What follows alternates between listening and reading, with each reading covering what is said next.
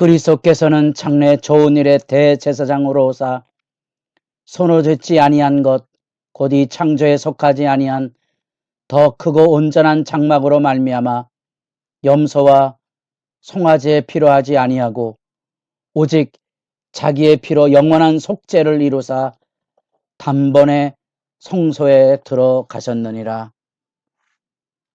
새벽에 거룩한 기도자 여러분, 주님 앞에 나와 엎드리는 경건한 기도의 무릎이 여러분들 안에 말씀의 부유함과 하나님의 임재의 영광으로 충만하기를 소망합니다. 오늘 우리가 읽어갈 말씀은 레위기 16장 레위기의 중심장이 되는 대속죄일에 진행될 여러 가지 속죄의식에 대한 말씀을 같이 읽어가기를 원합니다. 대속죄일에는 매년 성소 그리고 온 백성의 죄를 씻어서 정결하게 하는 그런 규례입니다. 우리 레위 11장에서 15장까지의 우리에게 비교적 어렵고 이해하기 어려운 어쩌면 잔소리처럼 들려지는 말씀이 우리에게 바르게 이해되려면 이 속죄의 개념을 이해해야 하는 겁니다. 다시 말하면 이런 정결례를 지켜가야 되는 중요한 신앙 훈련의 의미가 있다면 몸과 마음의 깨끗함입니다. 왜? 우리가 몸과 마음을 깨끗게 아니하면 우리 안에 있는 이 죄성을 지울 길이 없어서 사실은 몸과 마음 전체를 정결케 하는 그런 경건에 대한 이야기죠. 아니면 우리 안에 악이 쏟아져 나오기 때문에. 그래서 사랑과 사랑과의 관계 안에까지. 그래서 혹시라도 악성 피부 전염병처럼 누군가에게 해를 끼치지 않도록 자기를 깨끗하게 지키는 일의 소중함, 그런 부정함은 단지 하나님의 백성에게만 있는 게 아니고 그 부정하고 더러움은 하나님이 그곳에 와 계신다고 하는 성소, 그 성소를 더럽히는 것이 된다는 겁니다. 누누이 이야기하지만 우리가 저지르는 악은 하나님의 땅을 더럽힙니다. 이스라엘 백성이 그 하나님의 땅을 더럽혔기에 그 땅에서 쫓겨났던 것처럼 우리가 이 땅을 더럽히게 되면 이 땅에 하나님의 심판이 임한다는 생각을 가지셔야 속죄의 중요성을 알고 정결 규례가 우리 시대 안에도 왜 필요한지를 알고 배나도 우리가 교회 생활하면서 성도들끼리 불화와 다툼으로 떨어지는 이 더러움에서의 참된 죄 씻음과 평화의 관계의 소중함을 여러분들이 이런 말씀을 읽어가며 절절히 느끼셔야 하고요. 배나도 그 중심에 이렇게 대속죄일이 있어서 1년에 한 차례는 이제는 지성소에까지 들어가서 하나님 면전 앞으로 들어가서 하나님의 성소를 정결하게 하고 백성들이 저지른 죄악으로 인하여 더럽혀진 성소를 깨끗게 할 뿐 아니라 온 백성의 죄도 속함으로써 이제 더 이상 죄의 지배 억압이나 미움이나 증오나 한으로 남아있지 않는 정결한 마음의 깨끗을 확인시켜주는 놀라운 은혜의 초대의 날이지요. 그 의미를 알아야 레위기를 이해하는 겁니다. 레위기를 이해해야 예수 그리스도 안에 속죄함을 입은 우리가 그 은혜가 얼마나 큰 건지, 그리고 그 은혜 앞에 이후로 어떻게 깨끗하게 살아가야 하는 건지도 배우게 되고요. 그 안에서 우리 자신이 늘 하나님 앞에 경건을 사모하고 죄 용서를 경험하고 사랑과의 평화를 관계를 유지하는 날마다의 새로움이 우리 안의 레위기 말씀을 통하여 묵상이 되어져 가는 거지요. 그 안에 1절로부터 10절까지가 대속죄를 어떻게 준비할 것인가에 대한 말씀이 들려져서 대제사장 자신을 위해서 또 백성들을 위해서 속죄제물과 번제물을 각기 준비해야 되는데 자신을 위해서는 수송아지를 준비하고 백성들을 위하여서 특별히 속죄제 제물 중에 수염소 2마리를 가져오는 준비를 우리가 읽어보았습니다.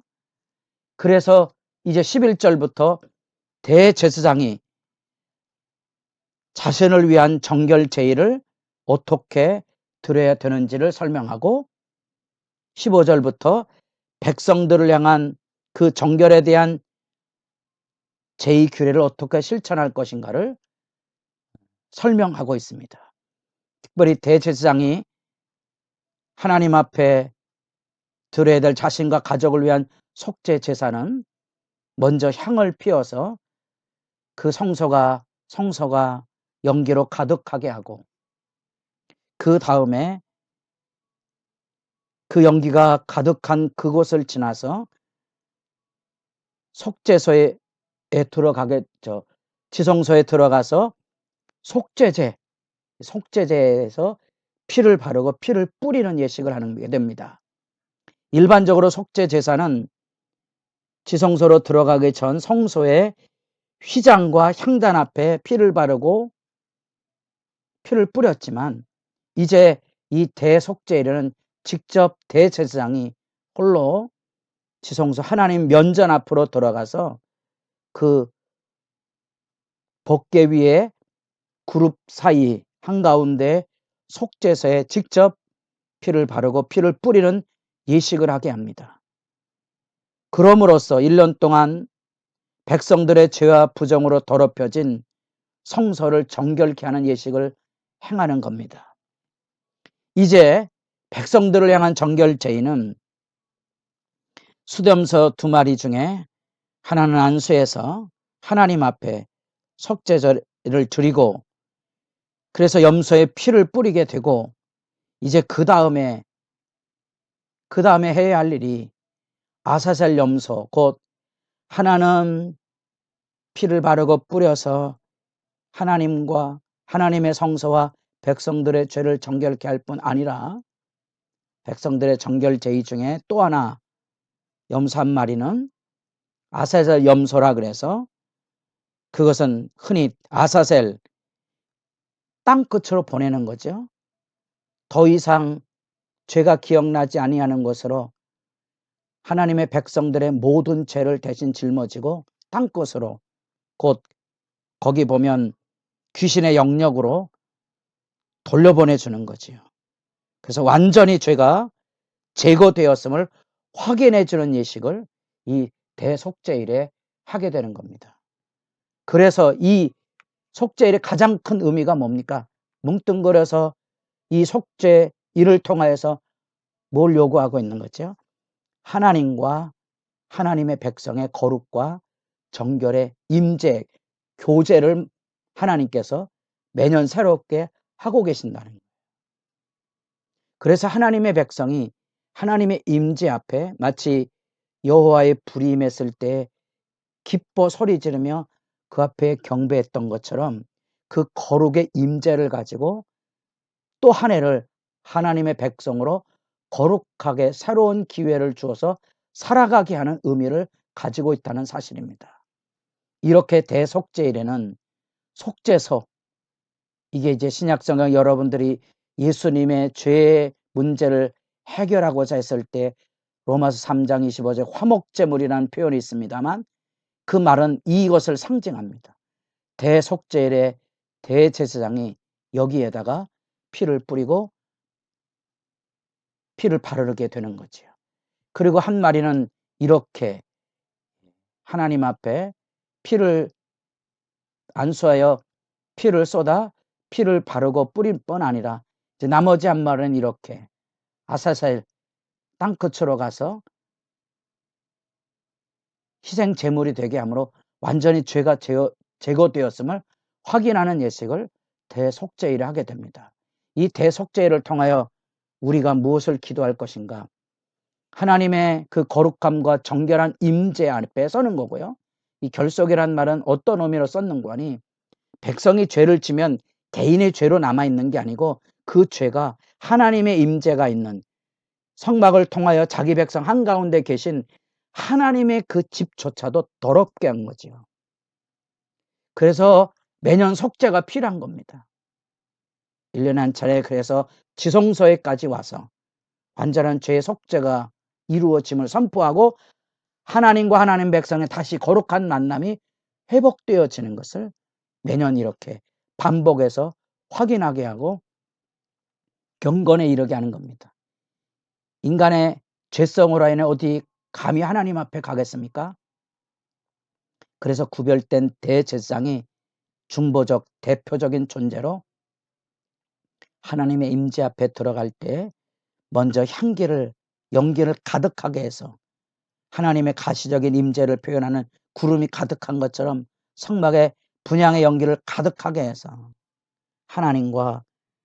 하나님의 영광의 임재 앞에 죄를 가리고 서도록 이 대속죄일에 정결 규례가 진행되게 하는 거죠. 그래서 이것을 통하여 성막과 그 오염, 하나님의 백성의 부정을 씻는 것에 중점이 주어져 있습니다. 여러분, 우리는 신약시대를 살아가는 우리들에게는 예수 그리스도로 인하여 단번에 영원히 속죄가 이루어져서 하나님의 임재 앞으로 나아가게 되었다는 사실을 확인하십니까? 여러분이 기도할 때 하나님의 면전 앞에 기도하는 영광을 확인하십니까? 얼마나 그리스도의 보혈이 소중한지, 주의 속죄와 또 변화도 내 자신을 얼마나 깨끗하게 가꾸어야 되는지 철저한 참회와 하나님 앞에서의 회개를 통하여 나아가는 소중함을 여러분 기억하시며 감사하시고 또 하나님 앞에 거룩을 사모하시고 또 참회하며 정결을 사모하는 기도 시간이 깊어져 가기를 바랍니다.